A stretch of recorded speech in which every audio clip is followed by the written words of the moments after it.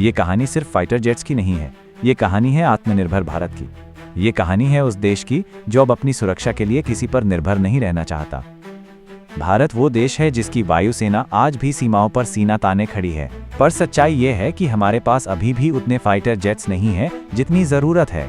जहां 42 स्क्वाड्रन होने चाहिए, वहां आज सिर्फ 31 हैं। पुराने विमान रिटायर हो रहे हैं और हमारे दुश्मन नए नए टेक्नोलॉजी से लैस हो रहे हैं। चीन छठी पीढ़ी के फाइटर जेट बना रहा है। पाकिस्तान, तुर्की और चीन के साथ मिलकर अपनी ताकत बढ़ा रहा है और हम इंतजार नहीं कर सकते। इसीलिए भारत ने उठाया था अब तक का सबसे बड़ा कदम, 114 फाइटर जेट्स का मेगा टेंडर। दुनिया दंग रह गई। बड़ी बड़ी कंपनियां भारत की तरफ दौड़ी। राफेल सबसे आगे निकला, लेकिन एक शर्त रखी, 100 से कम जेट्स मिले तो भारत में प्रोडक्शन नहीं करेंगे। हमने कहा भारत अब सौदे नहीं करता, अब शर्तें भारत तय करेगा। हमने सीखा है इतिहास से।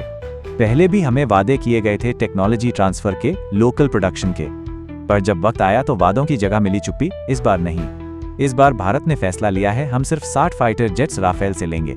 बाकी के फाइटर जेट्स होंगे 5वीं पीढ़ी के स्टील्थ फाइटर जेट्स, जो भारत की वायुसेना को भविष्य के युद्ध के लिए तैयार करेंगे।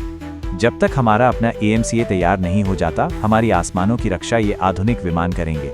AMCA की पहली उड़ान 2029 में होगी और 2034-35 तक हमारा अपना स्वदेशी स्टील्थ जेट भारत माता के आसमान में गर्जना करेगा। तब तक भारत दुनिया से सबसे बेहतरीन जेट खरीदेगा, चाहे वो अमेरिका का F-35 हो या रूस का Su-57।